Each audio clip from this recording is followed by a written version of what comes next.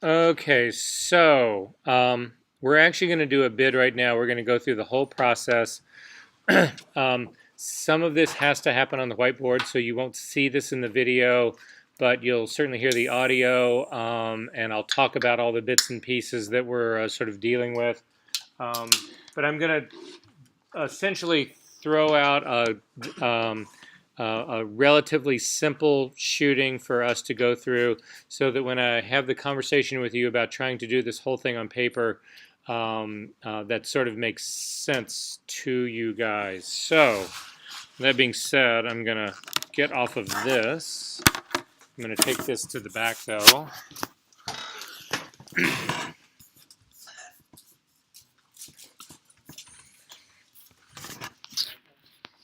And if you can, that timesheet per 30-minute thing that I asked you to open up, or I mean to download, if you could actually double click on that guy to go ahead and launch it.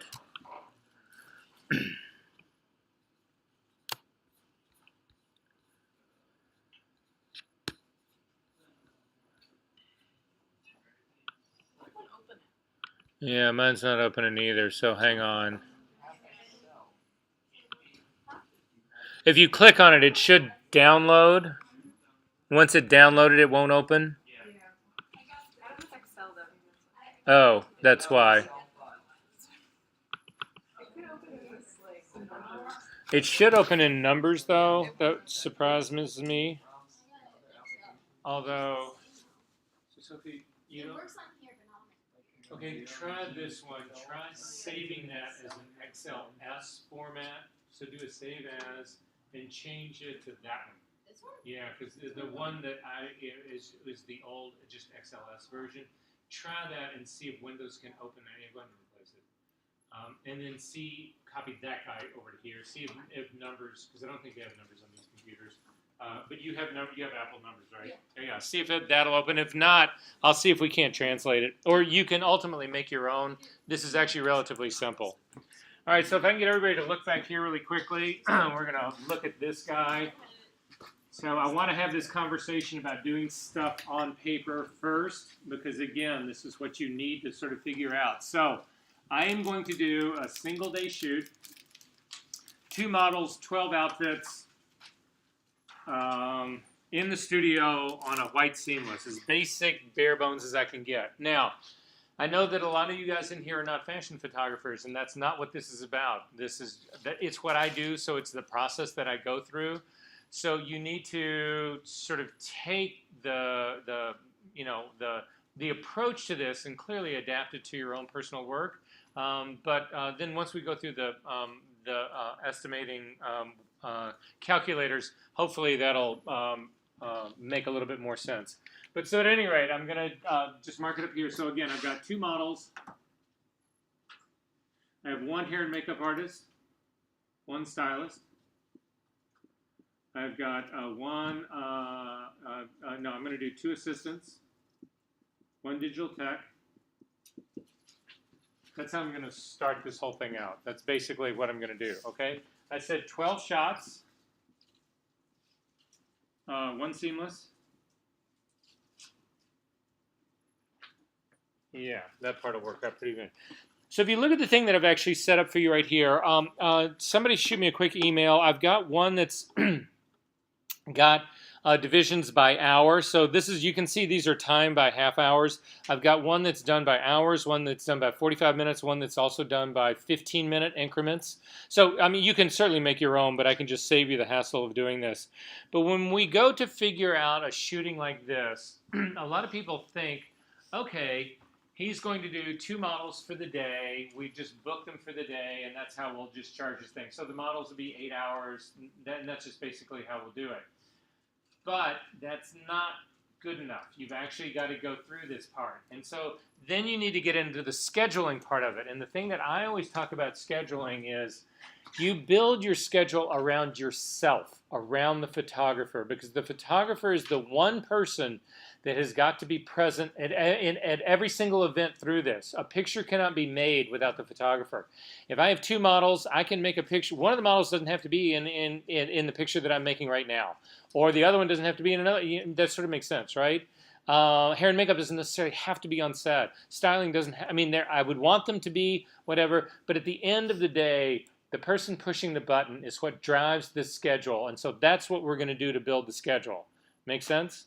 So we're going to start out pretty much the thing that you're looking at right there. So I'm going to do photographer and model 1, model 2, and hair and makeup and styling. And then I'm going to do the very same grid that you guys are actually looking at.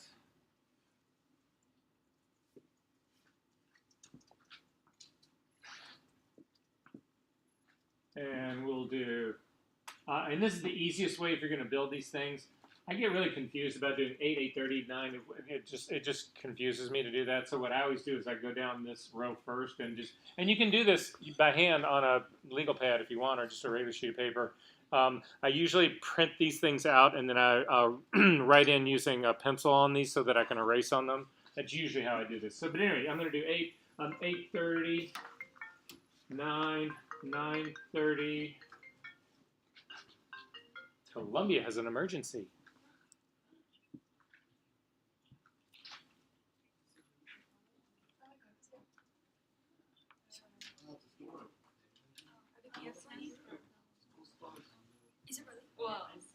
Columbia is not open until 10 o'clock tomorrow.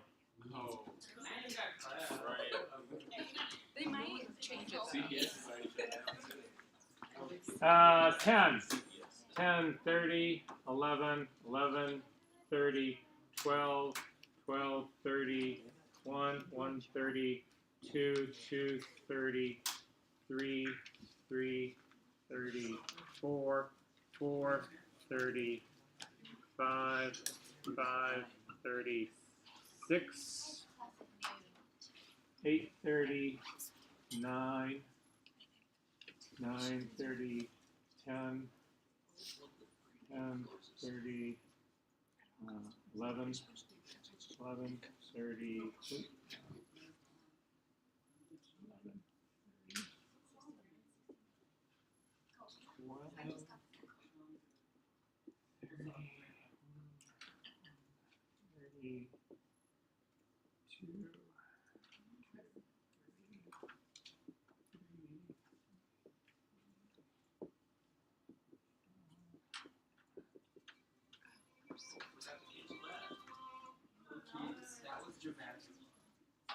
All right.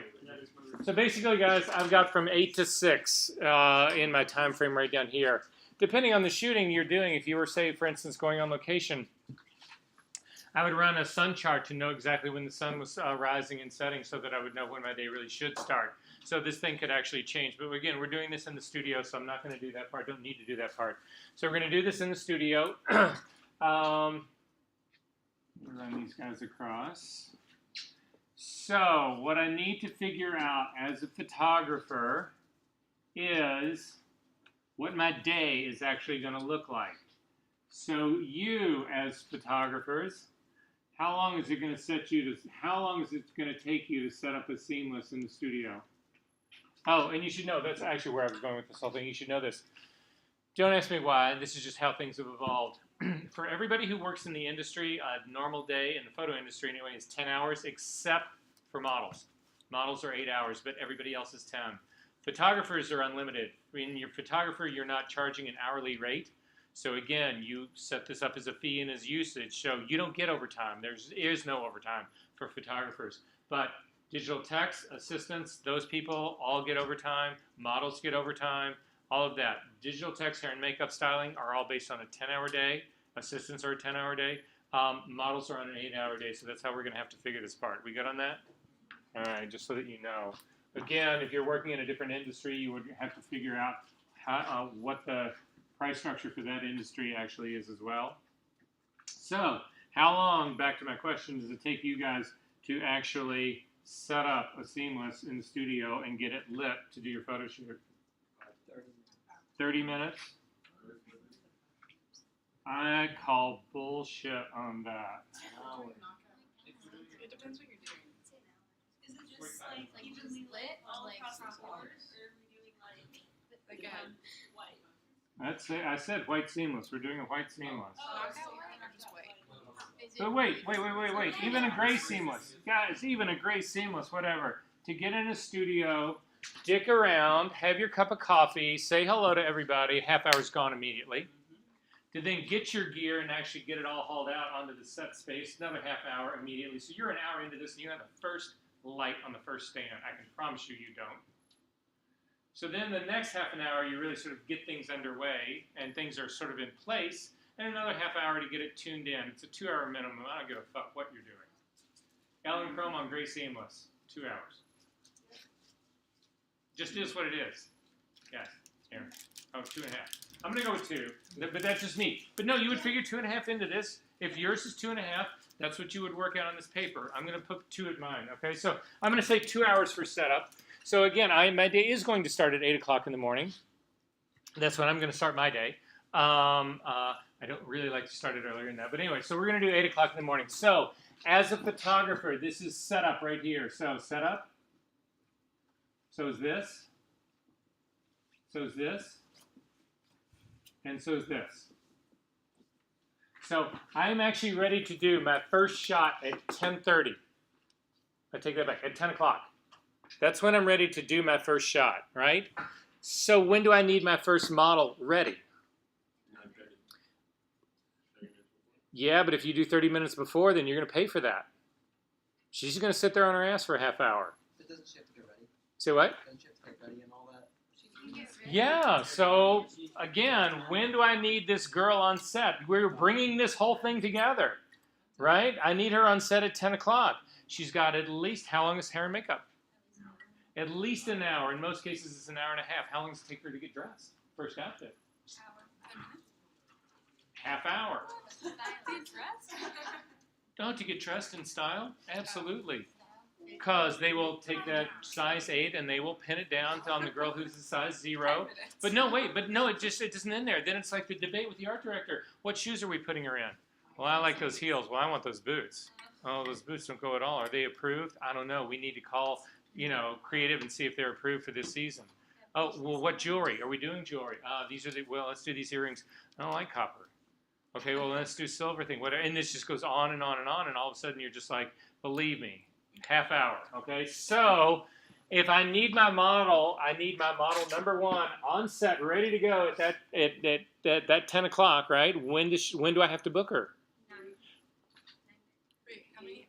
I need her on set at 10. She's got an hour and a half of makeup and a half hour to get dressed. 2 hours. She needs to be here at this point right here. She needs to be here at 8. So this is hair and makeup, hair and makeup, hair and makeup, styling. And then finally, she can do shot 1 right here. Now, I don't know if a half an hour is enough time for me. I may have to change this. So for instance, I'm doing 12 shots here. There's a lot of e-com accounts where people will do 60, 70 shots. That's not uncommon. You can't take a half hour to do 60 or 70 shots. You would re-budget completely based on this. But I know basically I'm ready to go at 10 o'clock. That's when I know that I'm sort of like ready to go. I also know that I need time to strike my set. How long does it take me to wrap up my day? That's actually a pretty good thing right there. I would say I can get everything broken down in an hour. So that's what I'm also going to do here. So I'm going to take the last hour of my day here, and I'm going to do strike.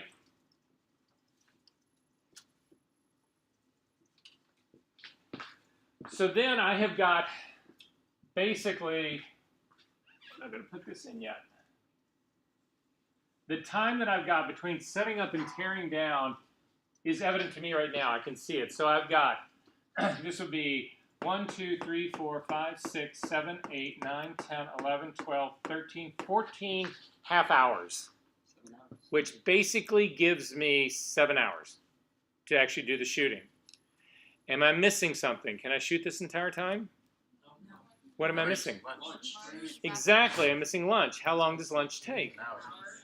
Takes an hour, right? So when are we going to do lunch? Let's say we'll do lunch at 12:30 to 1:30. So this is lunch. So things are working out pretty good now. So then I've got 1, 2, 3, 4, 5, 6, 7, 8, 9, 10, 11, 12 spaces. So it works out perfect for me. Again, I figured it out that way just to make this simple. But you understand, if it was 24 shots, I would have 15-minute intervals. If it was 48 shots, I would have 7-minute intervals. And that's the time I'd have to stick to. And I would do it that way on paper. Does that make sense? Because if you realize that, oh my God, I can't do a shot every 7 minutes. I've got to do one. It's a minimum of 15 minutes. There's no way. I can't do it any other way. Then I know my day's going to go over. I know I'm not going to be able to get that done in a 10-hour day. That means we're either going to go overtime or I've got to put this into a second day. I can't do that kind of work in that kind of time frame. This is why you do this shit on paper. All of a sudden you realize that a client has given you just absolutely unrealistic expectations of how to do this. And you just say, can't be done. All right, so we good on this, right? So I'm going to do, yes. So do you declare the extra day or does the client? I'm doing this work to build my estimate. And if I run into a problem right here at this stage of the game, then I've got to call them back and say, you know, unless you can figure out a way we can do a shot every 5 minutes. And there are, okay, true story.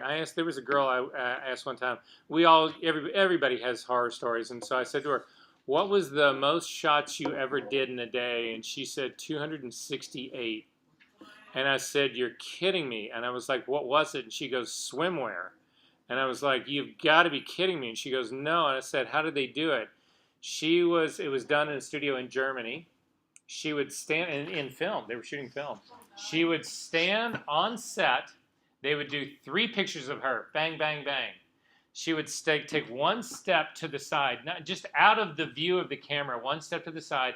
There's a dresser that would pop her bra. There's another dresser that would yank her pants down, pull her pants back up, put the bra on. She would step over. Bang, bang, bang. Click, click, click. She was, the sides of her legs were raw. She said not like bleeding, but like burn, you know, from where they just kept, you know. So yeah, I would opt for plan B. But at any rate, so I'm going to do, again, based on the photographer. This is shot 1, shot 2, shot 3, shot 4, shot 5. This would be shot 6, 7, 8, 9, 10, 11, and 12. Now I've got a problem, a possible problem. Do I alternate models? Do I book them for the entire time, or do I alternate them? So for instance, do I do shot 1 on model A, shot 3 on model A, or model 1, the odds on her, and then the evens on the girl, so that while I'm actually shooting, the other model can be changing. Is that how I play my day out? Well, that's how I'm going to play my day out, and we'll see where we land. But is there an opportunity here to cut down on model rates? Well, there might be. However, if we're going to do that, my lunch is mistimed. Because if I need this model to be here and be gone with her 6 shots, I can't have her stay over lunch, right? So again, this is the things that you bump into when you're doing shit on paper. So I'm going to knock that part out and move lunch down here. And this is going to be my shot 6. Then this will be shot 7, shot 8, shot 9, shot 10, shot 11, and shot 12. And so my day is actually looking pretty good, and I'm feeling pretty good about this. But I am going to alternate my models because I really feel like that gives me the most amount of time, right? That would actually be the best. So shot 1 is going to be on this girl right here. So it starts here, shot 1. But that means that shot 2 has to happen on my model number 2 right here. Right? And that seems great. So when does she need to come in and get into hair and makeup and work? It's the same 2 hours backwards, right? So again, this would be styling for her. This would be hair and makeup, hair and makeup, hair and makeup. I'm fucked. I've got one hair and makeup artist. She can't be doing hair and makeup on 2 girls at the same time. Oh. So that shifts everything, right? And so what do? How do we fix that? This is the kind of thing that, again, this doesn't come up if you don't really do this out on paper, but all of a sudden you're looking, again, this is doing your day on paper, and all of a sudden you're like, Oh my, I'm really screwed on this. I'm in trouble here. I don't know how to get out of this. This is a problem, whatever. So the way I would deal with this personally is I would tell my hair and makeup artist that she only had an hour on each girl. She didn't get a half an hour. And so what would then allow me to do here is I can take this hair and makeup out. So she would go through hair and makeup. She still got to start at the same time, but it opens up this slot right here, and I would rob this from her as well. So now my hair and makeup artist is working here for this hour on my first model.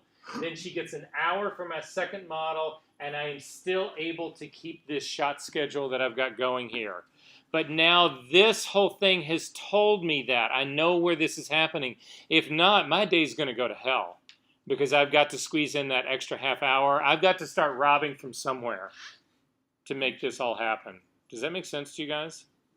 So this is a decision that I'm going to make. Yeah, I'll give her an hour for that, whatever. And depending on the fashion it is, that's fine.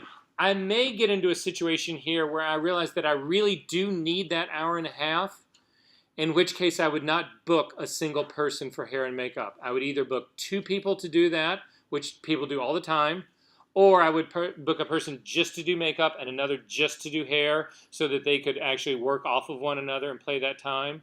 So again, there are options that we've got in here. If you really decide, okay, this has to be, we have to, so I'm going to just say, no, it's not. It didn't work out that way. We have to have hair and makeup, and we have to have hair and makeup for at least an hour and a half. That tells me now then that I've got to change this. I need 2 hair and makeup people. I don't have any other option. And then I can do this schedule. Because I would, in theory, love to have a hair and makeup person who's on set with me the whole time. And somebody who's actually doing hair changes, you know, back in the hair and makeup room, right? Is this making sense to you guys, how this is all working out? But again, I don't know any of this until I start laying this out. I don't know that I'm in that trouble until I start laying this out. So then I'm going to say, okay, so this is actually working out pretty good for me. So this girl is going to be 3, 5, 7, 9,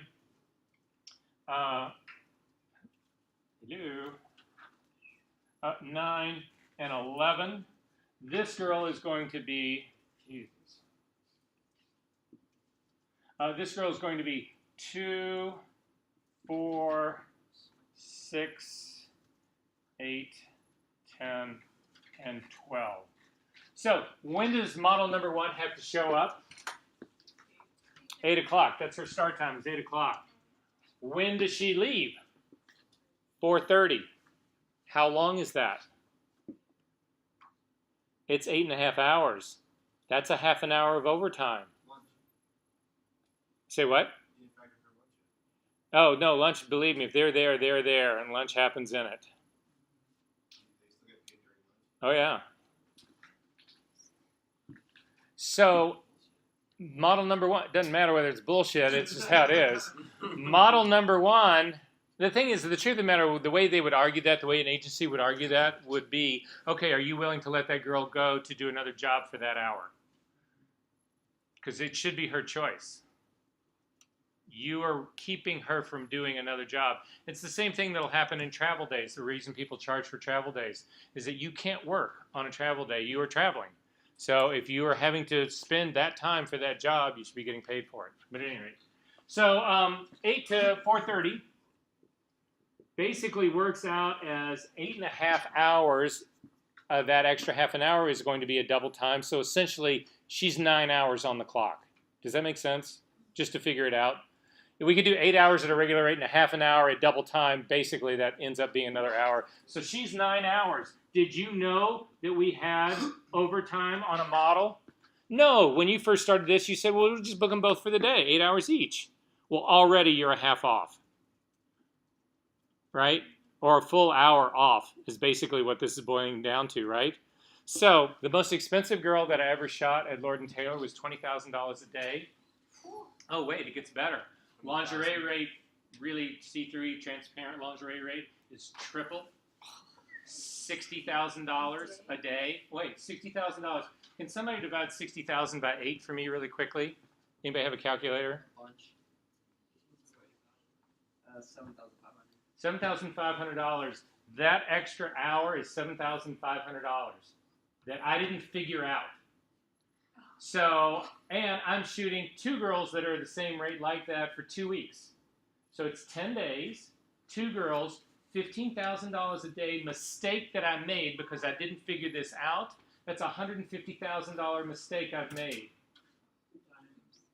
So I cannot impress upon you how important this doing it on paper is. Because then you know. The advantage to this, though, is that once you do this on paper, you've also got the schedule for booking.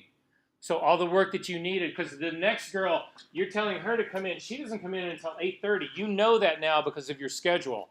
So a lot of the work that you're going to have to do anyway, you do at this stage of the game. Does that sort of make sense? So this girl, my model number 2, is 8:30, and she goes till 5 o'clock. So how long is that? It's still another 8.5 hours. So I've got the very same situation here. I've got another 9-hour model. Now, if I got a client who's freaking out about money, could I restructure this in another way? Yes.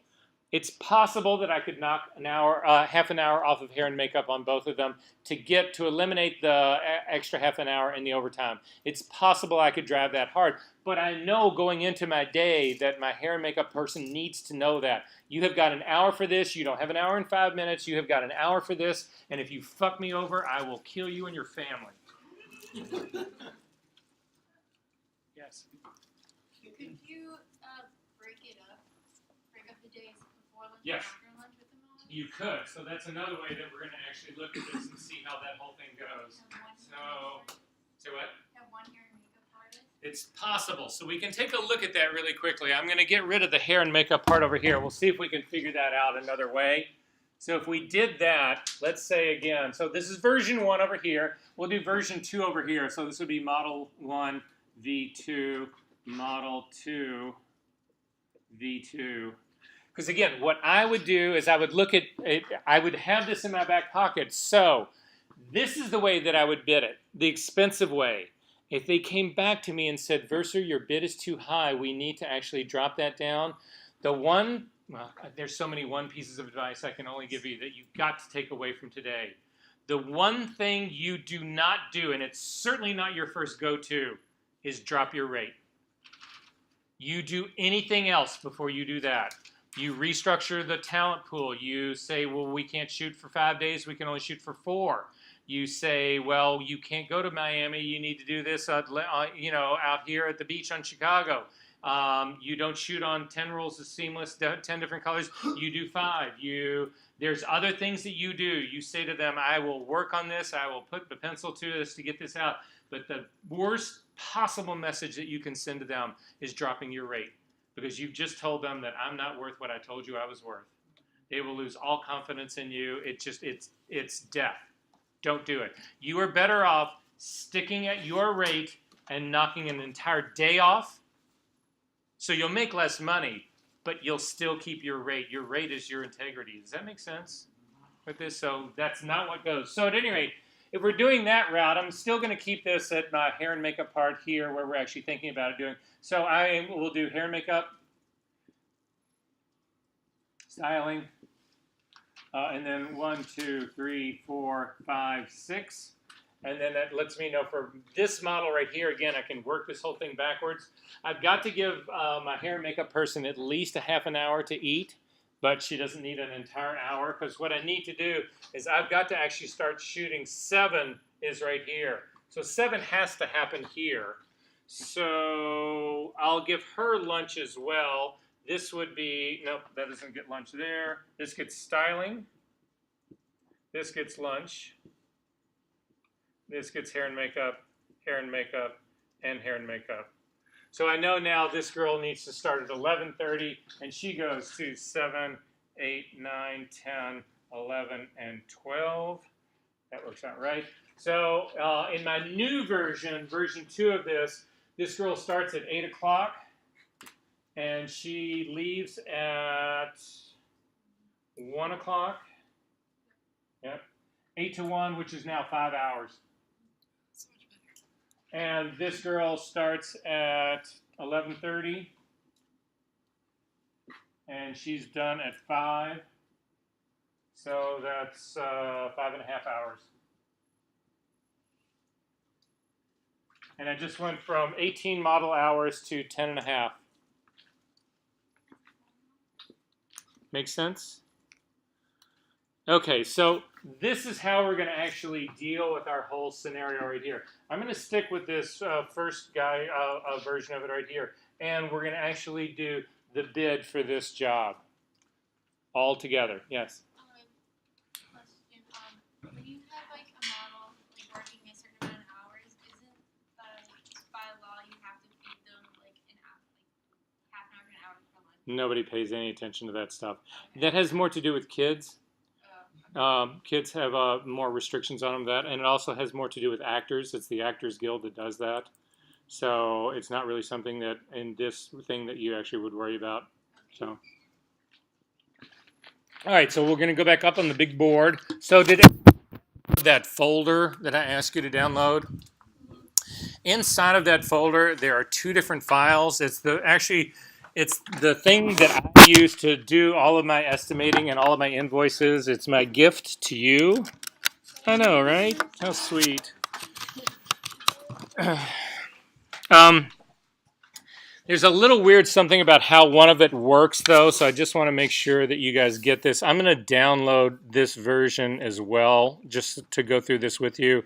It's the U.S. Invoice Calculator spreadsheet thing. Projector's not on. Oh, sorry.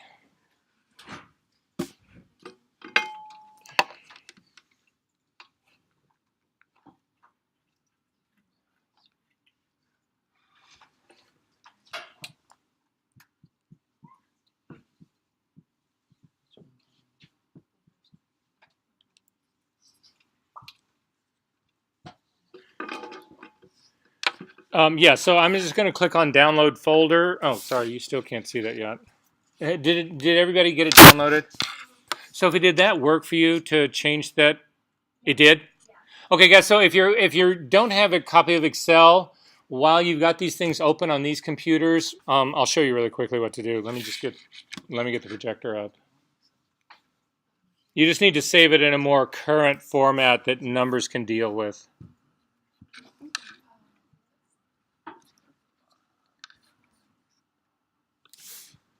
Okay, so if you click on this thing, the link for this, it'll open up and it'll give you an option to download the folder. You'll go ahead and then download that folder. Inside it, it's this folder called US Invoice Spreadsheets. There are two things in here. Now, if you only double click on the US Invoice Calculator 2007, if you just double click on that by itself, I'll see if we get an arrow going. So mine actually wants to open up the other one as well. I get this warning dialog box asking me if I want to enable macros. Did you guys get that? Yeah. Okay, so go ahead and say yes, you do want to enable them. And then look at your window, in your drop-down window. Do you have two things? Do you have this Calc Mac? Did it open actually as well? What? Yes. It did? It should have opened it. So when you open the US Invoice Calculator, it actually puts out a call to open this other spreadsheet as well. If for some reason that doesn't happen, because sometimes this gets a little wonky, it wants to be in a certain place. I think as long as you keep these two files in the same folder, you'll be fine. I think if you move one of them out of the folder, it loses its connection. If that happens, all you need to do is open them both. One doesn't have to open the other. They just both need to be open. So, Gabby, are yours both open? I think it's trying. That doesn't sound good. What's the problem you're having? Oh, and actually, Sophie, I also don't know if this macro is going to work in numbers. That may be a problem. So, at any rate, say what? Yeah, you can just watch it, or if you want to, you can jump on one of these computers and do it really quickly. That would also work.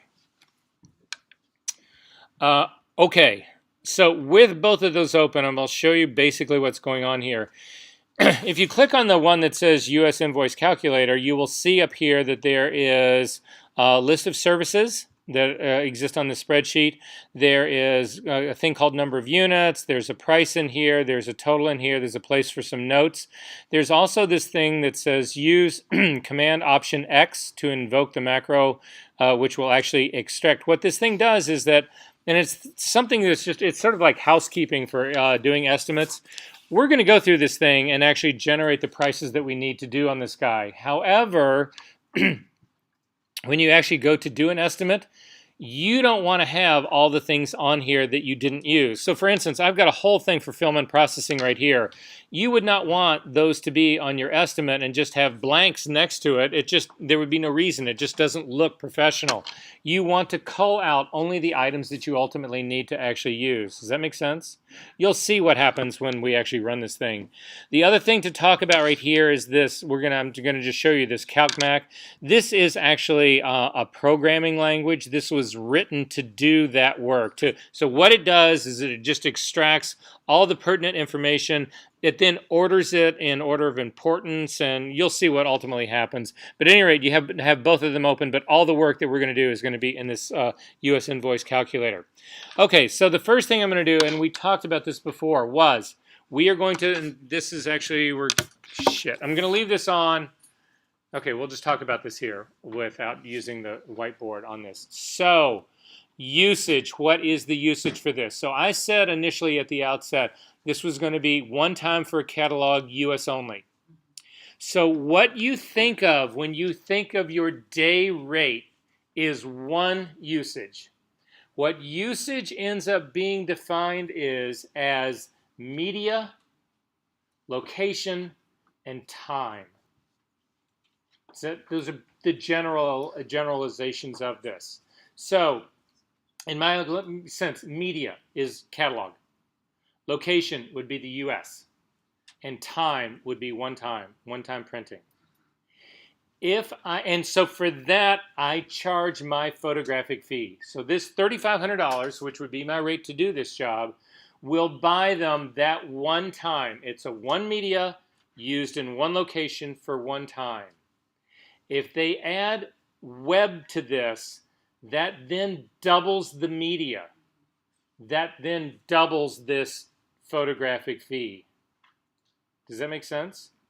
If they decide that it's an advertisement instead, not a catalog, so it's an advertisement, one time, US only. If they decide to run that advertisement a second year, then it's one media, two times, and one location. So you're going to have to listen to me. I'll yell as loud as I can because you've got to see this on this board, because this is how it ultimately works.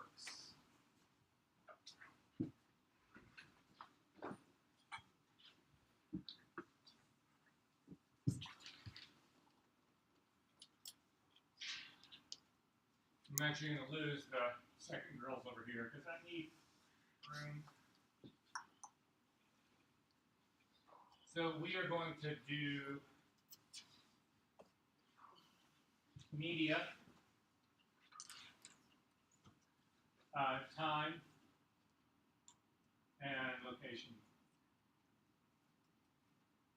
Again, because that would apply to this. So in my case, I've got media. I'm doing one catalog times, all times, one catalog times one time times one location actually equals one usage.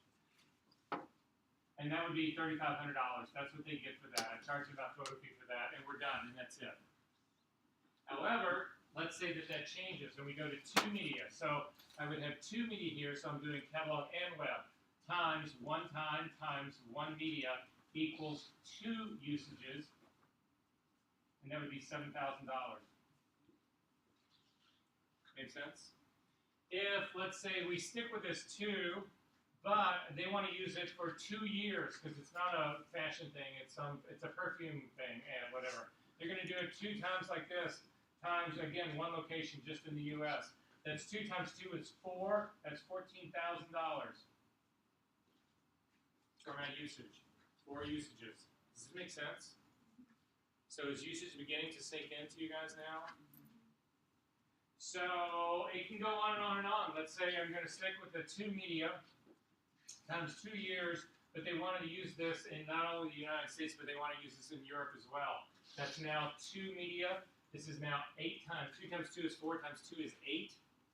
8 times $3,500 is, hey, can you whip out your calculator really quick? What was it? 8 times 3,500. 28,000. 20,000. So you see where usage begins to play in this. I'm still shooting 1 day in the studio. I haven't changed anything. But in one case, I get paid $3,500. In another case, I get paid $28,000 for the same 1 day in the studio. Does this make sense? No, this last one down here is 8. It's 2 times 2 is 4 times 2 is 8. Yeah, 4. Does that make sense what's going on here? Okay, so this, you would think this could go on forever. It doesn't. The reality of that is that this starts to get so expensive that people will drop all of this and just say, I want a deal on unlimited usage. What would that cost me? Typically, unlimited usage kicks in around 3 or 4 times whatever your fee is. So by the time we get into this range right in here, this area right in here, roughly, somewhere in here, maybe somewhere between these two, maybe at the 10,500 range or at the 14,000, somewhere in there, we're already in the range where we're going to negotiate unlimited usage on this because it just starts to get too high. Now, does everybody do that? We actually figured out what Stephen Meisel got for Prada. So think about Stephen Meisel and doing a Prada ad. Stephen Meisel's photo fee for a day for advertising at the time was $70,000. So he's doing Prada. When he does Prada, it's every media.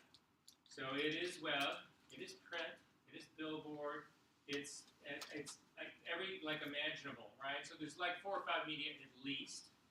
So do 4 or 5 times this, right? He does it and it's Prada's everywhere. It's worldwide. So it is US, Asia, Europe. Even if you just do those 3, but you could really probably throw in a 4th one to deal with Russia and to deal with India. So any of it would sort of be Asia. But anyway, he said so 3 or 4 of those. So let's say we were doing 4 media for him, 4 media by 4 locations, and then they'll do it like forever, but they'll do it for at least a year. So probably 2 of those. So then we got 4 times 4 is 16 times 32. Can somebody multiply 32 times 70,000 for me, please? Oh my god.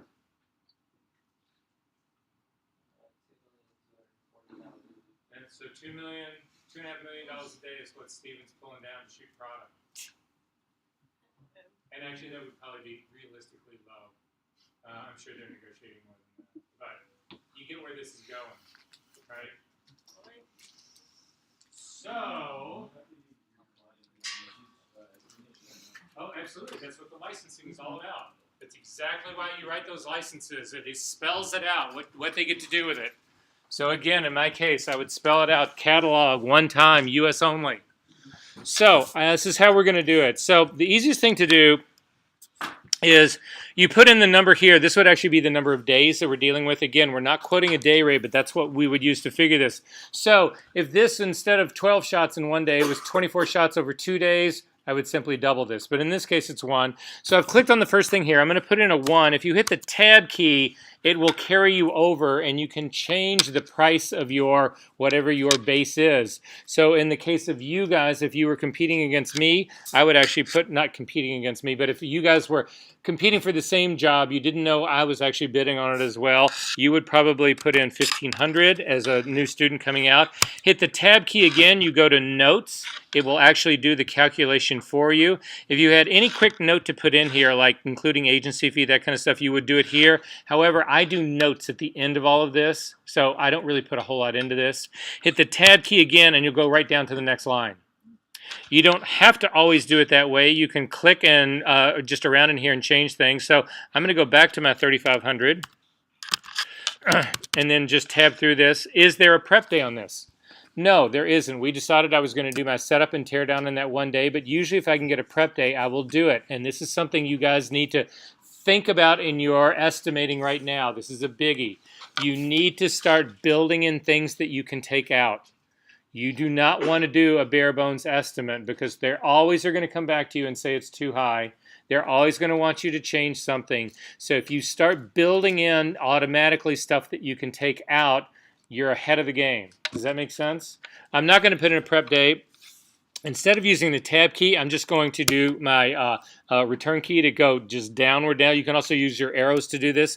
Casting and scouting fees, this would actually be if I was going to cast models. A lot of times for big jobs, they'll actually hold, they'll bring in, they'll have open calls and people will come in. You'll do quick little pictures of them, get their cards, look at their books, and decide on who's going to be. Most casting and travel days and prep days are done at half rate. So you'll notice if you change this $3,500 to $2,000, all of those rates change automatically for you. That doesn't mean that you can't change it. If you're lucky enough to get full rate for your prep day, you could change that as well. Just change it in the spreadsheet.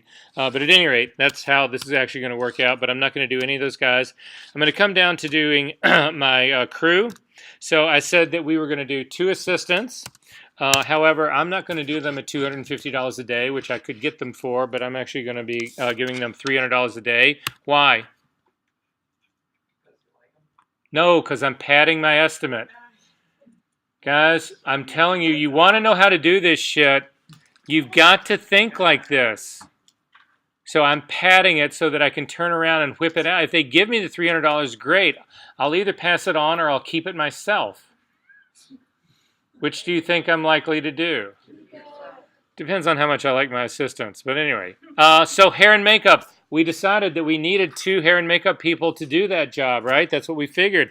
So 2, if you hit on that and then you click the tab over, you will see that inside this, now I'm not going to get into spreadsheet design too much with you guys, but just so that you know what's going on here, is that in most cases with hair, makeup, styling, and model fees, the agency will quote you a price, but then you get charged a 20% fee on top of that.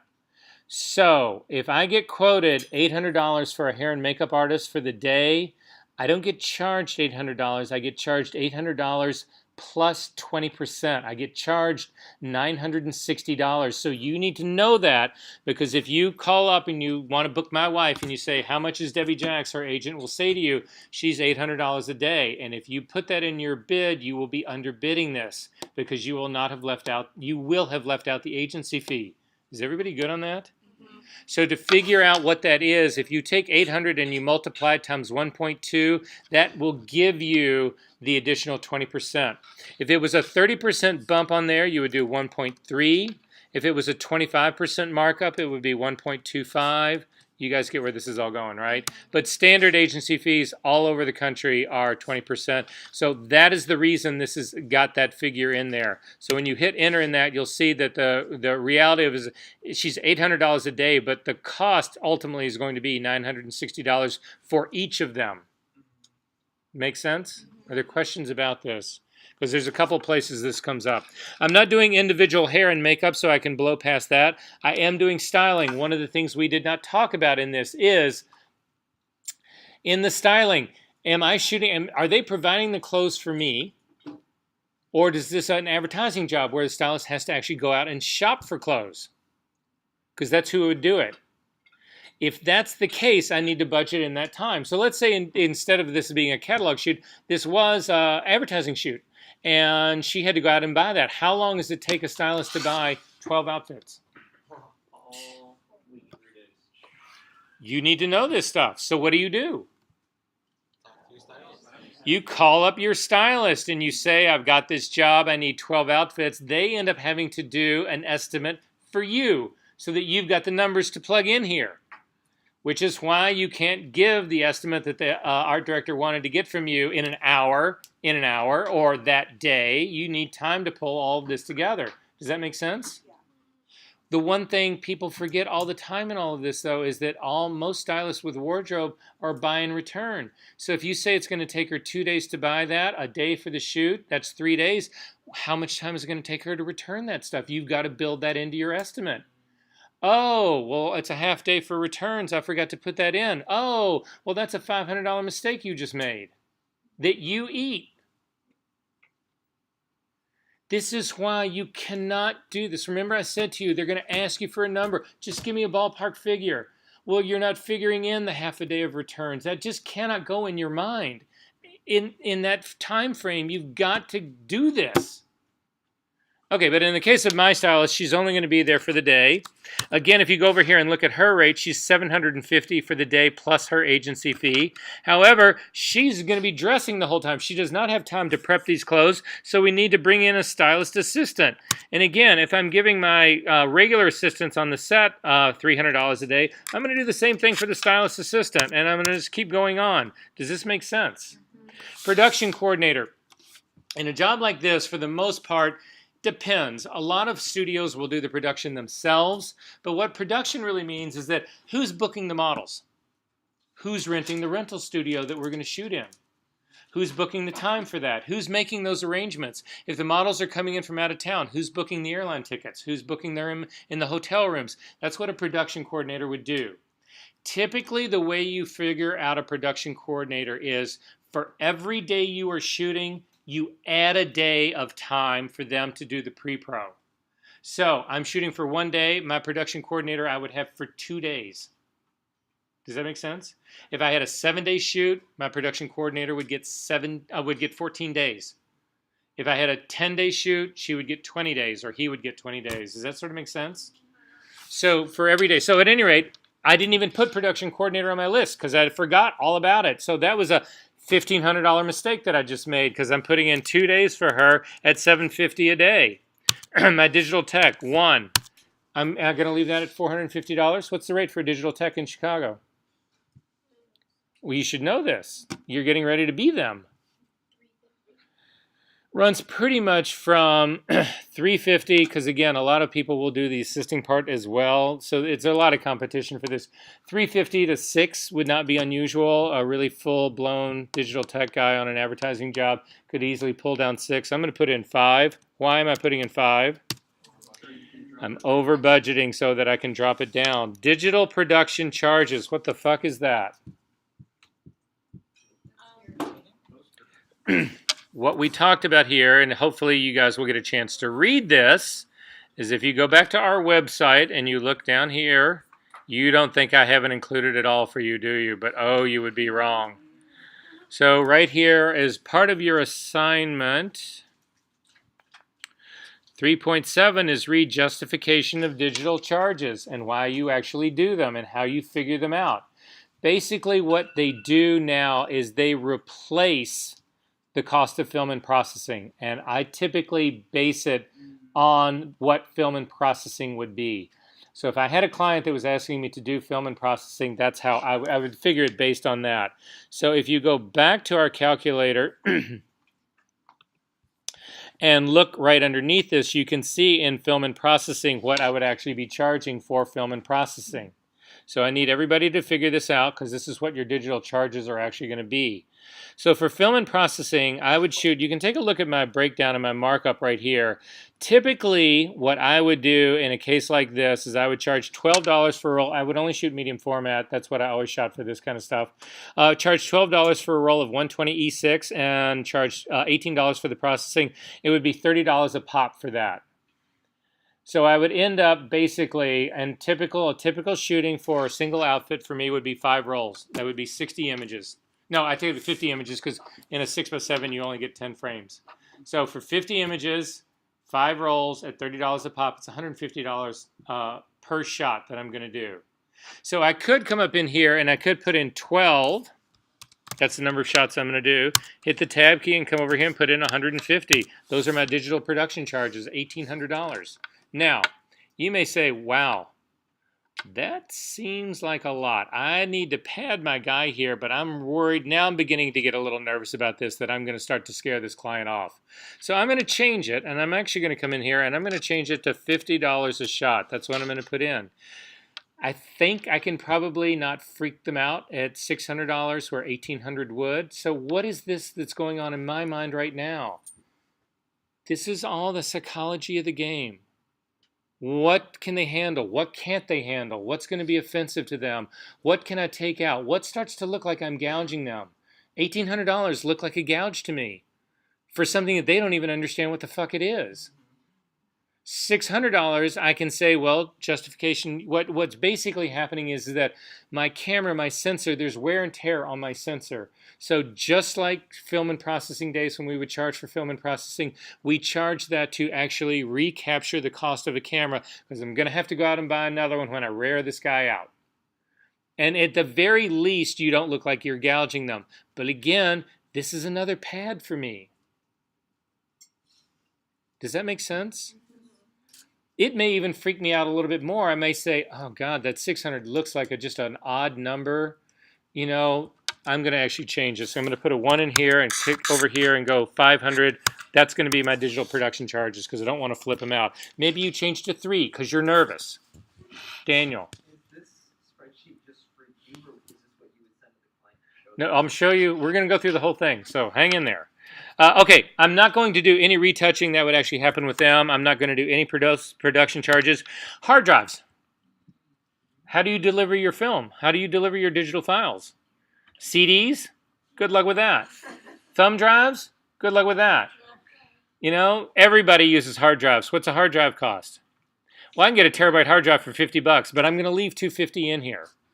That's not going to be, they're not going to flip out about that. And if they do, you say, oh yeah, okay, I can knock that down. Tyler. Would you just have one hard drive, or?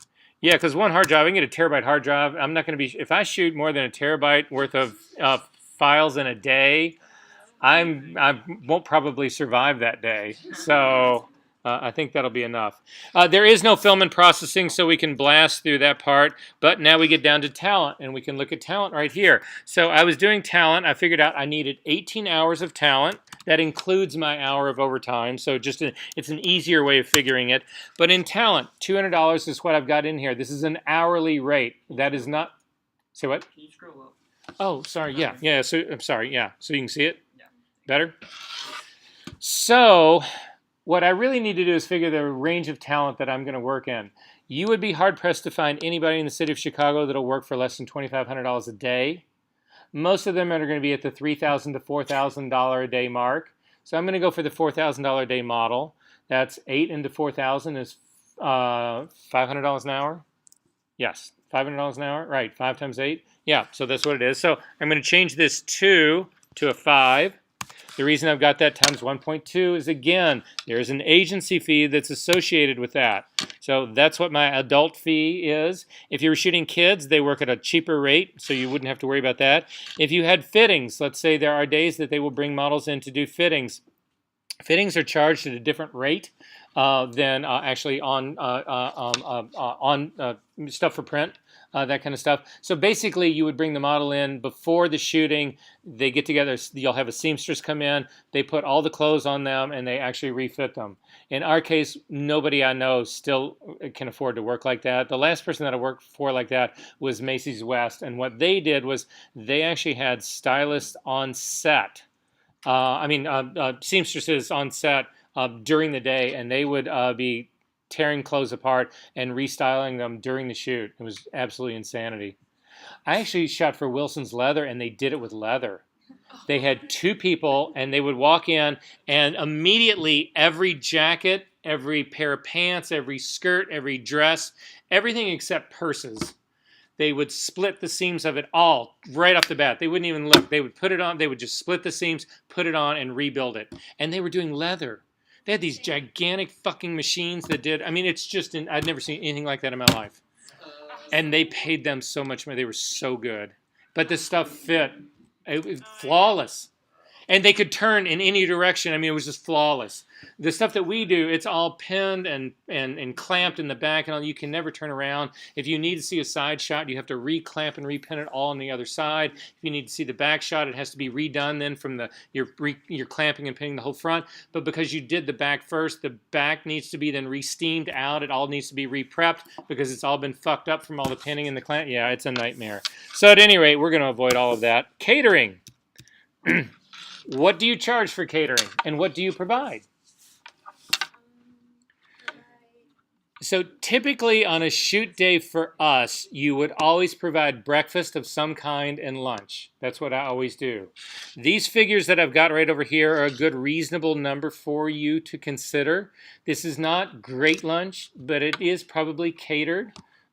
It's not, fuck pizza. If you start doing pizza for your shootings, you're going to lose your clients. I'm telling you that right now. You may love it, they hate it. Nobody wants to do that stuff. So what does it cost to bring in 2 boxes of coffee from Starbucks and a bunch of bagels, and that's breakfast. And then lunch. Lunch has got to be something reasonable. So corner bakery, sandwiches and pastas and salads, and something you've got to cover for anybody who's vegan, anybody who's vegetarian. That all needs to be played into this. So you can't go to Jewel and get a deli plate full of ham and expect that to be lunch. It isn't. So Tony's gonna like hurl in a minute. He's just gonna like. I'd rather die. Okay. So quick aside story, because everybody needs a quick laugh now, right? So I am in the styling room. This was happened a couple of months ago, and there's 2 stylists that are in this room with. There's a bunch of people, but there's 2 stylists in particular, and one of the stylists has a 5-year-old daughter who has just discovered hot dogs. And she's mortified. She's mortified. She's like, all right, I don't know how she found one. She got it at school or something. She goes, but I'm horrified. And every time she just loves them. So I've got to buy them for her, but I'm horrified, whatever.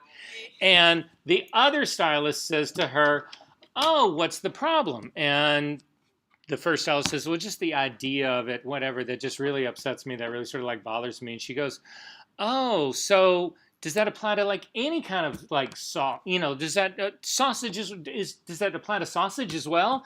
And the girl goes, yes, it applies to sausage as well. Just the idea of ground up meat in a testin, whatever thing. She goes, oh my God, I love sausage. This is the other one talking. I love sausage. She goes, my husband's a big hunter, and the other girl goes, okay, great. You know, and you can see. The other girl is starting to get a little nervous, and she's like trying to sort of back out of this conversation.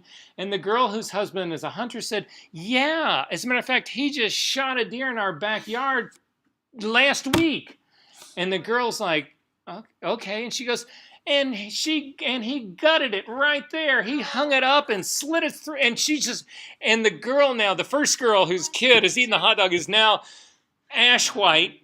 And just like you can shaking, and you can just, and the other stylist just it never dawned on her. She never got it, that this wasn't just going to be the story. She was so proud. Yeah, and he just ground that thing up, and we ate that. We ate its tenderloin that night. And everybody was just like, anyway, sorry, Tony. Anyway.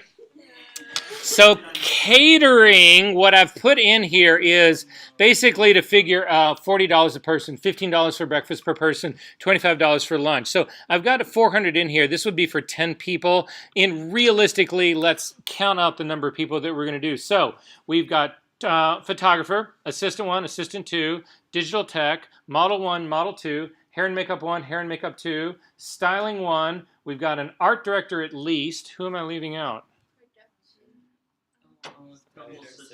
No, I've got those. They're in there. Production coordinator? Oh, the production coordinator. That's 11. For yourself in there? Yeah, I started with me. I'm talking like, you know, you're the guy that's his shoot, the whatever his assistant, you know. Oh, wait, styling assistant. We didn't have that in there. 12. So I've got 12 people. I may have a creative director in addition to an art director. I don't know that right now, but we'll just leave it at the 12 people. So I would put in 12 here and then do at $40 a person. So just the easier way to figure that guy out. Cell phone, there was a time you could actually charge for that. You can't do that anymore. Studio expendables, what are those? Your assistants. Cables. Extension cords. No. It's tape. Gaffer's tape, and it's shit like that. It's not backgrounds or seamless, that kind of stuff, but it's tape, it's any shit like that. So what do you charge for Studio Expendables? What's going to be not offensive? Nobody knows what a Studio Expendable is to begin with. Gaff tape 6. What are you going to charge for this? 100. I'm putting in 150. Miscellaneous. What is that? Exactly. I'm putting in 150 for that. What? Wait. No, this is important, guys. You can't. You've got to focus on this. This is because this shit is going to come down. This is how I have actually succeeded in this game. These are also things I can take out. This is padding. So I'm going to continue down. Backgrounds and backdrops. I said 1 white seamless. Now I could put in one 9 foot by 36 foot seamless that I can get for $40. Is that what I'm going to buy? No. What am I going to buy? I'm going to buy the 12-footer. 12-footer comes in 2 dimensions. It comes in a 50-yard and a 100-yard. What am I going to bid in? I'm going to do the 100-yard. What one am I going to buy? We're getting it. Is that illegal? No. Is that immoral? Maybe. If it's immoral for you, you put in for the 50 and you buy the 50. Or you put in the 100 and you buy the 100 and you've got it left over if it's your studio. But that's where I'm going with this whole thing. Who knows what a roll of 100-foot, 100-yard by 12-foot seamless cost? Anyone? It's $175, $200, somewhere in there. However, I'm going to clearly mark this one up. I'm going to put in $300 for this guy. I don't need a set builder. I don't have a set going on. I don't have anything. Again, $300 for a background. Does that seem offensive to you? That seems like a deal. You know, so I'm not doing, okay, location. Typically, if you are on location, if you already know the place you're going to go to and you can hire that directly, some locations already exist. Some places work like that. You would work through a location company. There's a whole string of them here in Chicago. If you're actually having something specific that you want, though, typically you would hire a scout to do that. So this was scout rate is $650 a day. I don't have that. The location fee and permit, $2,500 is a guess. This all depends. These things can swing really wildly. If you're in some mansion up on the North Shore, whatever, it could be $5,000 for the day. If you're in Grant Park, it's $80 an hour. So it all is just going to depend on where you're really going to go. Again, you would have to assess that out and get the estimate from the location person about what it's going to cost to do this before you can put this number in. But in our case, it doesn't matter because we're not doing any of that. Wardrobe purchase and rental. Purchase would be typically what will happen in a buy and return situation for an advertising job is this. You will say to a stylist, I need a man's suit. I need a gray one, a black one, and a blue one. And I need a shirt. I need 10 colors of shirts. I need everything from a black to a white, and give me 8 primary colors in between that to go with it. I need 2 options for ties. I need 2 options for pocket squares. I need 4 different pairs of shoes. You have to have that list. Then typically what will happen is that you will start your shooting day and people, the models will try that stuff on. Art directors will pick what of that they actually want to use. Whatever you actually use for a shoot, you own. You buy it. Everything else gets returned, but that's how you would figure it out. If you are working with a client that says, well, I expect you to return everything, that is a huge warning signal to you that you are working for a cheap-ass client, because that's just wrong. You should not be buying shit to use and then returning it like you didn't do anything with it. So we would fully expect a client to buy anything. However, if they bought 4 suits and we only used 1, they have every right to return the other 3. But that's how that whole process works. So if that applied to our scenario here, I would put in stuff for wardrobe purchase. There are other places. Chicago doesn't really do a lot of this, but if you're in LA or Miami or New York, a lot of places will actually rent wardrobe. You would go in, the stylist would go in and tell them specifically, I am doing a photo shoot. It's advertising. It's for, again, it wouldn't be for fashion. It would be advertising for Johnny Walker. I'm buying all my wardrobe here. I want to rent my wardrobe. I'm buying, $5,000 worth of stuff, and they will give it to you for a 20% or a 30% rental fee on that. Yes. For the clothes that you bought. Yes. That you had to buy for that. Yeah. Would that go to like your inventory of clothes, or would you give that to the stylist? No, it's a great question. Most ad agencies insist on getting everything that you end up buying. So Leo Burnett, which is one of the largest ad agencies here, has room after room after room in the basements of their buildings that are just full of shit that they buy, which is tragic because they're people who, for me, I would just give the clothes to the model or to the assistant or to the digital tech guy, or the stylist could take it home to keep it as a part of a working wardrobe to be able to use for another shoot or something like that. Leo Burnett insists, and they're not alone, every ad agency does this, they insist on you sending them everything and then they put it in a room and they never use it again. They never see it. They don't pull from it, they don't recycle it, they don't do anything. It just sits in a room and rots. You know the scene at the end of, it's the Harrison Ford, Indiana Jones, where they actually, it's the scene, the crate scene where they put they put the ark in a crate and then they put it in a warehouse. That's what it looks like. All right, so anyway, but I don't have any of this stuff in here. I personally am not a prop guy, so I'm not renting them or purchasing them, but that's where this would happen. Rental equipment. I always rent my equipment, always. There is another spreadsheet that you guys need to look at really quickly, and you thought this was almost over. So if you go back to our website, again, in this very same setup that we've got here, there is this equipment rental calculator. If you click on that and it drops down, it will download again for you. It's in my downloads folder. Again, this is also mine that I use, and I'm going to explain it to you really quickly. So if you open this guy up, so what you need to do here is you need to actually enter a number of things up in the very top of this spreadsheet. And the first thing is the number of days that you're actually going to rent this stuff. So in my case, I'm only going to rent this for 1 day, and you need to put that figure in because that will adjust all of your pricing for you, just so that you basically know how this part works. Also, you will see that there is a daily cost for rental gear, and then there is a total, and then there is a total with markup. So this will give you both. This will figure out what your real cost is going to be, and it'll also figure out at a 17% markup. If you, on the other hand, want to mark your stuff up by 20%, you simply type in 20% in this instead, and it will recalculate based on that. If you only want to do a 10% markup on your stuff, put in 10% and your markup will be there. But I'm going to go ahead and leave it at the 17% markup. And then you simply go through this. This, again, is a checklist for everything that you're going to use. So I am working on white. How many packs and how many heads do you need to actually do this with? So for me, I always start at my primary. Again, another thing that you need to do on paper, you need to figure out your set. So the way a typical set works for me is I have 1 main light. I have 4 heads to do my background. I have a rear strip to come back and deal with my floor. That gives me 1, 2, 3, 4, 5, 6. I would get 2 more heads in case something goes wrong. So I've got 8 heads. How many packs do I need? Well, I need 1 for the front, 1 for both sides, and then 1 for the back. That gives me 4 packs. But again, I would get a 5th pack as insurance. So if you look at the first one right here, you'll see that, and these are based on Profoto, but it could be Speedotron or Broncolor or anything else. It'll sort of work out here. What I basically need is 4 of these sets. So this will give me my 4 packs and 8 heads.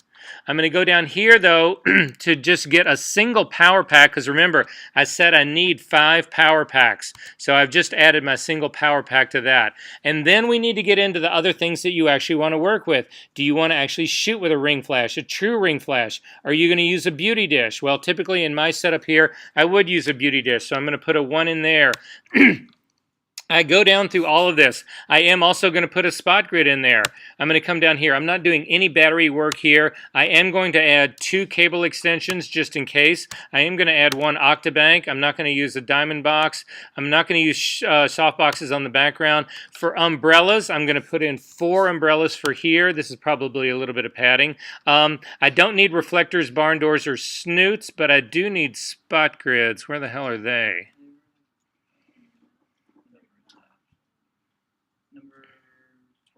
14, did I miss that?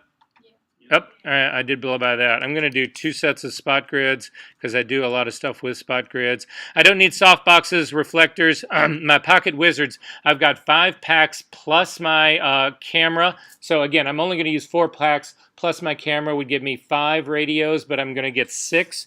Because I need, in case one goes bad. For C-stands, how many do I need? A typical C-stand situation, I've got 1, 2, 3, 4, 5, 6. I'm going to do 6, so I'll put in, but I need gobos for this as well, so that would take me to 8, so I'm going to put 10 in as a good number here. I always use a boom for the back setup that I'm actually going to, you guys who've been in my classes that when I do white, to hold a strip box that's going to come in from the back to light up the floor. I don't need any C-stands. I don't need floor stands. I do need a Real Effects wind machine. I do need a tripod. I also need gobos. Typically, I'll work with 4 gobos this size.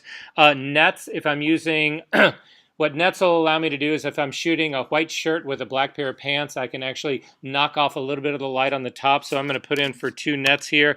I use Apple boxes to death, so I'm going to simply put in 10 full. I don't need any halves or mediums. For A clamps, I'm going to put in a dozen because that sounds like a good number. For super clamps, I'm going to put in 6. That sounds like a good number. Knuckles, I'm not going to grab any more knuckles. Extension cords, I need 1 for every pack that I'm going to use plus 2, so that would take me to 6 on that. I don't need moving blankets, but if you're going to go on location, the reason you use moving blankets is that you would take them in and lay them on the floor. You would never put a gear down on somebody's hardwood floors, the voice of experience. Beach cart will allow you to move things around. These are the carts that they use in the studio. I don't need that for this shooting. Mag liner, I showed you that that looked like last week, I think. Didn't I show you the mag liner setup? The one that I actually sent to Peyton. When you're actually working on location outdoors, mag liners have a setup that'll allow you to do, that's basically create a desk like this on wheels, and it's got 2 shelves on it. It's what everybody uses to shoot on location, so, but that's not the case for us right now. So I'm going to continue to go down here. I don't need any of this out. How are you going to get this to the studio you're doing it with, though? Most companies in New York have delivery service, so again, I need delivery and pickup both. So this delivery would be one way. So I need 2 deliveries to actually do that. There is 7% sales tax exists here in Chicago. So this is basically what's going on. My lighting alone is $1,448 break even. It's $1,694 with my markup. So we're not completely done yet. I've got to rent my cameras as well. So you wanted to know how you make the fucking money. This is how you make the money. But didn't I tell you that the estimating takes longer than the fucking job? Don't you feel like we could have shot the fucking pictures by now? I do. Okay, 2 camera bodies. You've got to have a backup. I always work with this 70. These are my 2 lenses that I use. But I got to be honest with you. I have fallen in love with an 85mm 1.2 prime lens for my Canon. So I'm putting that is what this unnamed is for right down here. So I'm going to type in a 1 for here. I am going to put in that 85mm Canon lens. Sorry.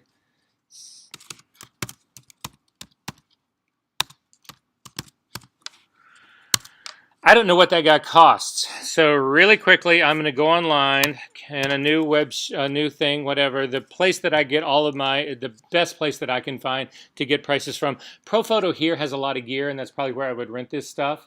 But they don't have a really good calculator. But Trek in New York has a great one, TREC rental. No, that was TR, not TEE. So this is where I would actually go to find this stuff out. And again, I would go to lenses right away.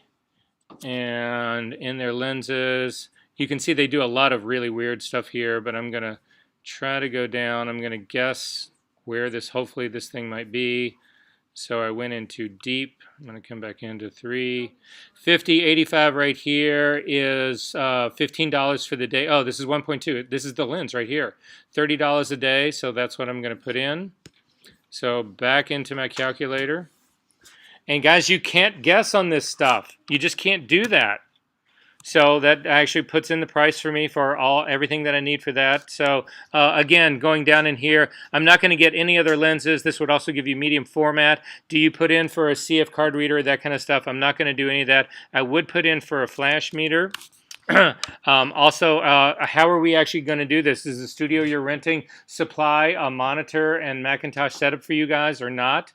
In most cases, we actually have to bring this stuff. So again, I'm going to put in for 2 laptops and probably I'll leave it at that. Some people will put in for an external monitor as well. Again, depending on the shoot that you're doing in the studio that you're in, that would be something. But I'll leave it out. We'll just do this off of a laptop right now. So this gives me my digital total right here. If I was to take this stuff outdoors on location, you would need to add this to the group as well. So are you going to do scrims? Are you flying? Or do you know, whatever you would actually need. So this will actually put it on location outside. This is where you can actually add expendables, but but we've already put those in here under Studio Expendables. Also delivery. Again, if we were going to go on location, we would be renting a van to do this. So this pretty much lays it out where we need the numbers that we need to put in. And you can see right here that for my special rental equipment, because I am going to do the markup, will be $16.94, and my digital rental is going to be $11.39. Did you know it's $1,200 to rent cameras? So these figures go back in. So I'm going to copy this guy right here. So it's $16.94. That's what goes into special rental equipment right here. 1694, tab through. Digital rental is $11.39, and I love those numbers. Why do I love those numbers? Exactly. It makes it sound like they're not made up. Exactly. This seems like really specific to me. So that's where I'm going to go with this guy. I'm not going to get anything extra here, whatever. What's it cost to rent a studio in Chicago? Say what? Oh, it depends on a whole range of things, but the truth of the matter is probably somewhere between 8 and 12 a day. I'm going to put in 12. Hopefully I can get it for $1,000 and pocket the $200. Is that illegal? No, it is not. Is that immoral? Possibly. I'm not going to get a motorhome. You would always have a motorhome for location. A lot of times, though, even if you're working in a house, so you're going to the mansion that's up in Winnetka, you would still rent a motorhome to do all of your production in. So all hair and makeup would happen in the motorhome, all dressing happens in the motorhome, all styling, steaming, all of that happens in the motorhome. You do not do that in the house. So you would put in for a motorhome to do that. So don't think you're going to go into somebody's house and take over the kitchen. They won't let you do that. So just so that you know, other things that you would actually put into this whole thing. Per diem stands for the cost to actually put a crew on location. So if I take this crew, instead of doing this at a studio here in Chicago, I fly everybody down to Miami and we all check into a hotel down there. I not only have to provide breakfast and lunch, which is already in my catering, but I also have to provide dinner. That would go into a per diem. So in per diem, you can see the calculation right down here to do this. $15 for breakfast, $25 for lunch, $50 per dinner per person, per the number of days you're doing.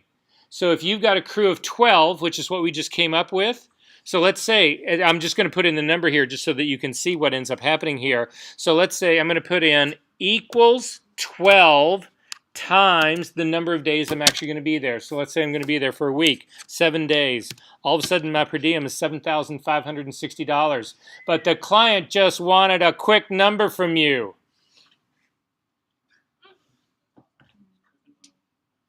This gets staggering.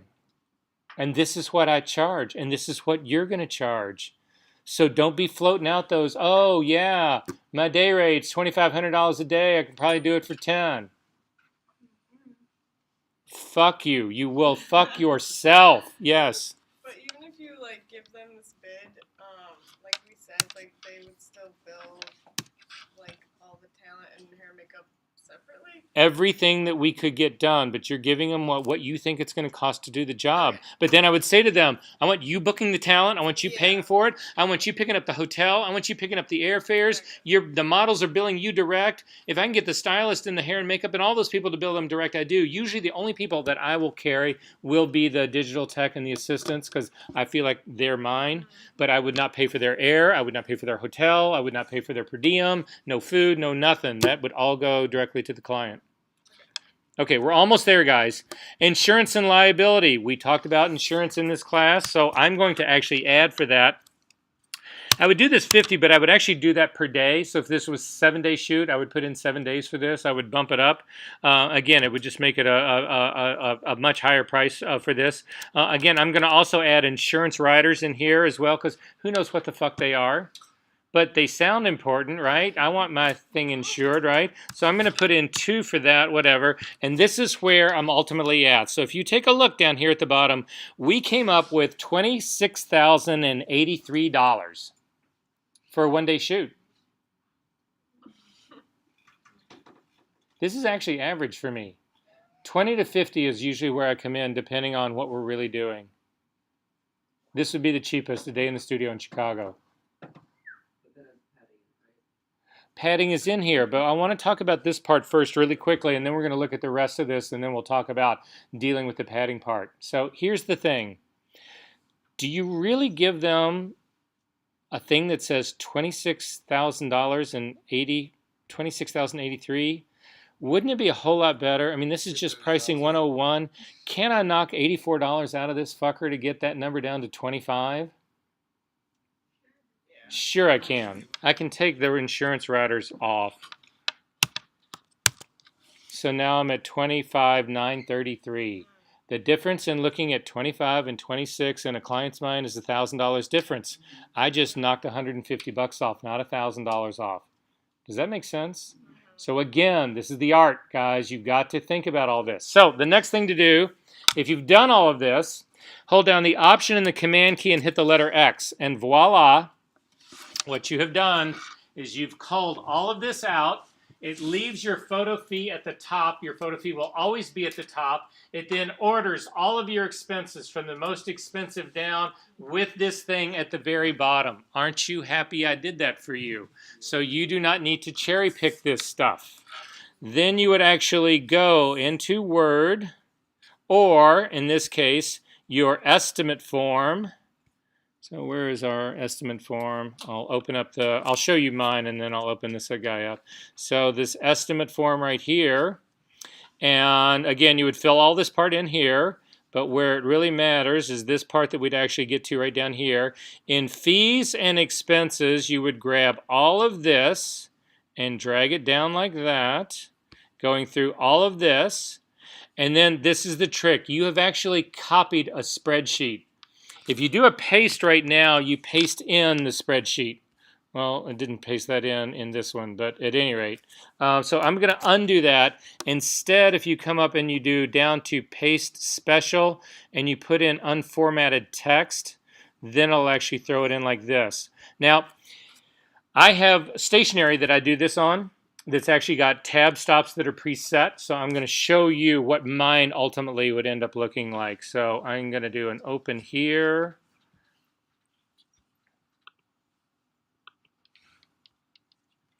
So this is what my letterhead ends up looking like.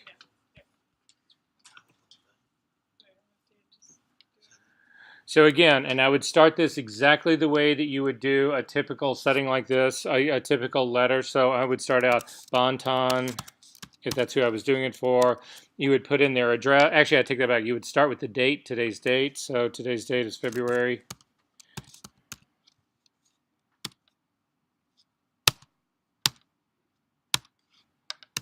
And then Bonton, address would go here, all of that stuff. Then again, you would explain exactly what the shooting is, the description of the shooting, and then underneath that, you would actually set the usage for the shooting. All of that gets set out first. Are we good on that? Mm-hmm. All of that. But then this part, for the money part, it comes down like this. Again, I come up to my edit, down to paste. Oh, it's not going to let me do a paste special. So I'm going to undo that and try it again. And do it as unformatted text. And this is what mine ultimately looks like. There's a couple of bump outs here that exist because these tabs kick out a little too far. So I would simply click on that to bring this guy back in. I'm just hitting the delete key to line everything up so it all looks perfect. I would underline this, Command U to underline it, change this word from invoice to estimate. Are we good on this so far? So it looks really pretty. Doesn't that look really pretty? Yours can too. But then the last thing that I do in all of this, because I don't want them calling me saying, what's this? What's this? How much did you charge for that? Why did you do this? What's this for? So what I typically do, now you don't have to do this. You should do this for yourself. If you don't do it for your clients, you should do this for yourself, because this will help you remember how you did your bid. You don't necessarily have to send this to a client. I typically do, but it's important that you do it for yourself. So what I do at this stage of the game is I do notes. And then I go back to my spreadsheet and I copy only the categories. Just select them and just did Command C. Come back into Word. And in here, just Command V to paste them. Again, I'm going to do that with a paste special and unformatted. And say OK to that. I'm also going to set this on the next page so that my estimate looks clean. If I only had a few categories right here, I would just do it there. But instead, I'm going to put it on the second page. That way, I can keep it for myself. If I want to send the second page to my client, I can. If not, I would just send it to the first page. Does that make sense? So I'm going to click right here where it says Notes up to here to Insert and insert a page break. That puts all my notes on my next page. And then here, I put...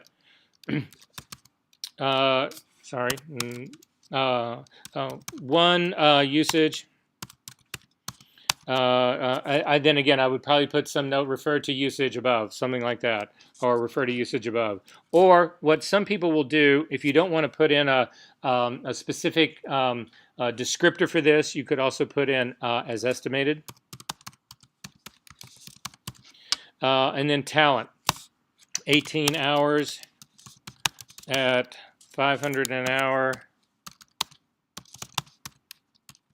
plus agency fee. And go to the next one down. Again, 1 day or 10 hours at, or 1 day, sorry, at 800 per day.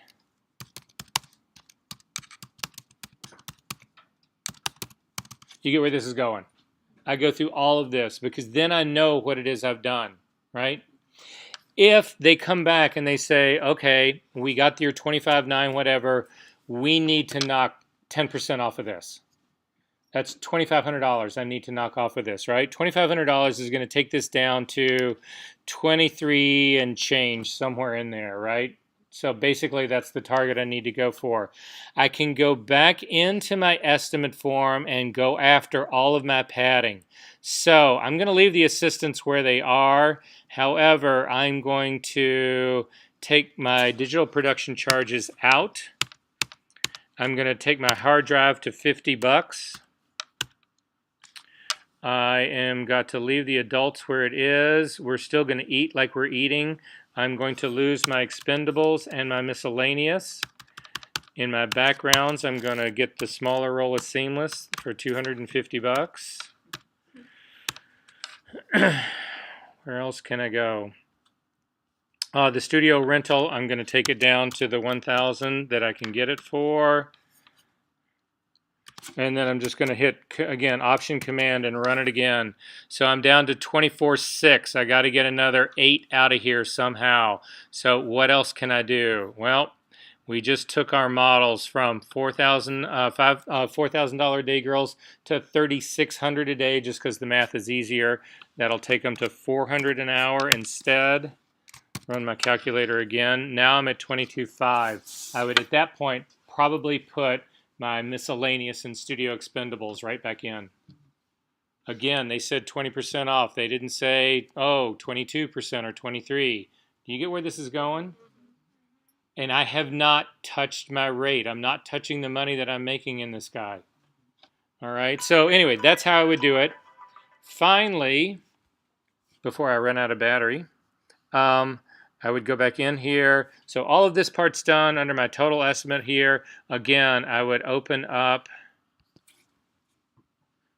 not my terms and condition, but my estimating language. And Command All and copy that. And then go right back to this guy. And at the bottom of all of my notes, I would paste it. And so this is where they would actually sign, date, and return this guy. Hopefully I can get the estimate language up closer to it. Yeah.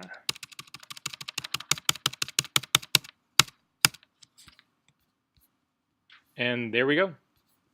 Then I would save this. Typically the way I save my stuff, and you need to get into the habit of doing this, guys, and then we are done here. I would come up into a save as. I'm going to actually toss this one, but this is what I always save mine as.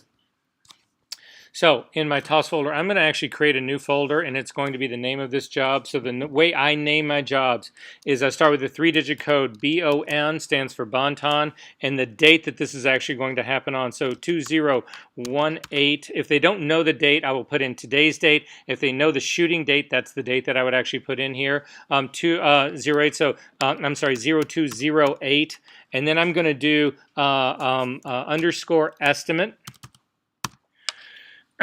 And then because this is a document, this will actually, I take it back, I'm not doing estimate here, this is the folder, sorry, 8. So this, and then I'm going to simply copy this guy, say create that folder. This now folder will hold everything that I do for this. So my first one is going to be paste it, and that did not paste it. Just do Command A. So it would be, again, BON 20180208 underscore estimate.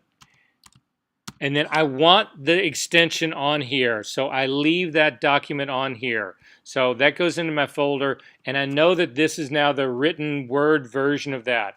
In my calculator, I do the same thing. This calculator gets saved in case I need to come back and rebid this again. I come up and do a save as. It's going to get the exact same name as the one that I was just in. So that should be here. If I click on this name, it should put that in there for me, but the extension for this, because it's an Excel spreadsheet, is XLS. So I'm going to save that. When I go to do my bidding, the actual bid on the job, once I've shot the job and I'm actually going to put it in, let's just say that this is the invoice from that. I would change this to invoice. And then this gets saved as the exact same job number, except that instead of estimate, this is an INV for invoice. And that way you keep everything that you do together. All your estimates are together, your invoicing are together. They all share the same number, but you keep the freedom to actually go back in and amend these things. You don't have to put all that back in. Are there questions about this? Great. So for your homework, you got a bunch of reading to do again. Sorry about that. It just is what it is. Again, I can't tell you how important it is to read this stuff. So anyway, 2 things we're going to do. Research and estimate a job that you would shoot. I want you to pick a job that you would actually do for yourself. The kind of work that you do. If you're a concert photographer, shoot that. If you're a food shooter, shoot that. Pick a job, set out the parameters. I want you to do an estimate for that, and I want you to go ahead and format it on your stationery with the usage, with the whole 9 yards. If you want to go through that licensing thing, the plus system that we looked at, you can. You don't have to. You just need to spell out what the usage is going to be, and you need to think through all of that. What it's going to be, medias, time, circulation, all of that kind of stuff, okay? If I did, here. Just really quickly to take a look at this. If for some reason they said, okay, we want this for website as well, what I would do for that is I would come down here, instead of changing my photo fee up here to $7,000, because that looks exorbitant for one day, instead I would come down to here and do second usage. Again, in the unnamed category, a 1 and another 3,500 here. And then go ahead and run the calculator again. And then you've put your usage in right down here. It stays as a separate item, so it does not look like these numbers are starting to climb. If there was a 3rd and a 4th usage, you might actually split those out. Some people will do all the usages in one line. Some people will split it out 3rd, 4th, 5th, whatever. Make sense? Again, it's all about... It's about usage, but it's also I can take this and make it look palatable, or I could just give them, it's going to be $26,023, one line. That's what it's going to cost. People freak. They want to see a lot of smaller numbers. Are there questions about this? So wait, you're supposed to do a job for yourself, but you're also supposed to do a job that I give you the parameters of, and it's this one right here. This has actually got the parameters. So Chicago's your home base. You got a 5-day shoot in Miami, Florida, and all of this shit goes with it. You need to figure that one out as well. And I think I'm also asking you to do, I want to see schedules that you've actually written out so that I know that you've actually gone through this. I want to see the whole 9 yards on this guy, okay? You want padding or no? I would if I were you. Might as well start now. You want to get money. And I'll see you guys next week. Enjoy the snow.